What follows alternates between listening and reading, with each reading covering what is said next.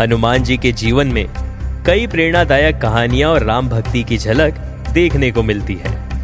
उन कहानियों को आप तक पहुंचाने के लिए आरसी स्वापर लेकर आया है एक नया पॉडकास्ट जिसका नाम है श्री राम भक्त हनुमान। इस पॉडकास्ट में हम हनुमान जी के अद्भुत पराक्रम, अपार शक्तियां और उनकी अटूट भक्ति की चर्चा करेंगे। हनुमान जी को हिंदू धर्म में एक अत्यंत शक्तिशाली, बुद्धिमान और भक्त भगवान के रूप में पूजा जाता है। वे भगवान शिव के अवतार माने जाते हैं और भगवान श्री राम के अनन्य भक्त हैं। हनुमान जी का जीवन साहस, त्याग, भक्ति और सेवा का प्रतीक है। उनके जीवन से जुड़ी अनेक कथाएं हैं, किंतु एक रोचक और कम प्रसिद्ध कथा है हनुमान जी का अपने पुत्र मकरध्वज से सामना। ये कथा तब की है जब हनुमान जी ने लंका दहन किया था।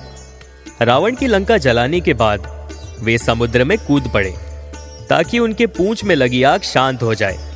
जब वे समुद्र में गोते लगा रहे थे तभी उनके शरीर से कुछ पसीने की बूंदें समुद्र में गिर गई। यह पसीना एक शक्तिशाली मछली ने निगल लिया। इस तरह बिना किसी शारीरिक संपर्क से हनुमान जी के वीर्य के प्रभाव से उस मछली के गर्भ से मकरध्वज का जन्म हुआ। समुद्र में जन्म लेने के बाद मकरध्वज को एक राक्षस राज अहिरावण ने देखा। अहिरावण पाताल लोक का राजा और रावण का सहयोगी था। वो मकरध्वज की शक्ति से बहुत प्रभावित हुआ और उसे अपने राज्य पाताल लोक में रखकर उसका पालन पोषण किया। उसने मकरध्वज को अपना रक्षक बना दिया और उसे पाताल द्वार का प्रहरी नियुक्त कर दिया। लंका युद्ध के दौरान जब रावण बार बार हारने लगा तो उसने अपने मायावी भाई अहिरावण से सहायता मांगी।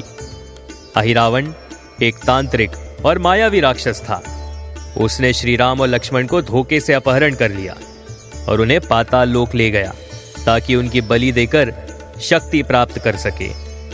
किंतु जब हनुमान जी को इस घटना का पता चला तो उन्होंने श्री राम और लक्ष्मण को बचाने के लिए पाताल लोक की ओर प्रस्थान किया। जब हनुमान जी पाताल लोक के द्वार पर पहुंचे तो उन्हें एक विशाल और बलशाली योद्धा ने रोका।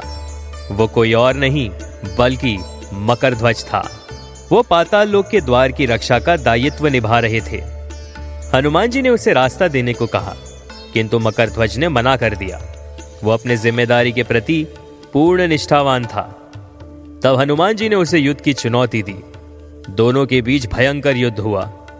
हनुमान जी ने उसे पराजित किया, किंतु जब उन्होंने मकरध्वज से उसका परिचय पूछा तो उसने गर्व से कहा कि वह पवन पुत्र हनुमान का पुत्र है। हनुमान जी यह सुनकर अचंभित हो गए। उन्होंने पूछा, मैं तो ब्रह्मचारी हूं, फिर तुम मेरे पुत्र कैसे हो सकते हो? तब मकरध्वज ने पूरी बात बताई। समुद्र में पसीने की बूंदें गिरना, मछली द्वारा निगलना और उसका जन्म। यह सुनकर हनुमान जी भावुक हो गए और गर्व भी महसूस किया कि उनका पुत्र इतना शक्तिशाली और धर्मानिष्ठ है। इसके बाद हनुमान जी ने मकरध्वज से श्री राम और लक्ष्मण को बचाने का आग्रह किया। मकरध्वज ने अपने पिता के आदेश को स्वीकार किया और उन्हें पाताल लोक में प्रवेश करने दिया। अंदर जाकर हनुमान जी ने अहिरावण से भयंकर युद्ध किया और अंततः उसका वध कर दिया और श्री राम और लक्ष्मण को सुरक्षित बाहर ले आए। हनुमान जी की वीरता और बुद्धिमानी से प्रसन्न होकर श्री राम ने मकरध्वज को पाताल लोक का राजा नियुक्त कर दिया। हनुमान जी ने भी अपने पुत्र को आशीर्वाद दिया और कहा कि वो धर्म के मार्ग पर चले और सदैव न्याय का पालन करे। हनुमान जी और मकरध्वज की यह कथा हमें कई महत्वपूर्ण जीवन मूल्य सिखाती है। कर्तव्य के प्रति निष्ठा, धर्म का पालन, पिता और पुत्र के रिश्ते की गरिमा और सत्य व भक्ति का मार्ग। मकरध्वज भले ही हनुमान जी के सीधे संपर्क से जन्मे ना हो, किंतु उन्होंने अपने पिता की छवि को कर्म, साहस और निष्ठा से निभाया।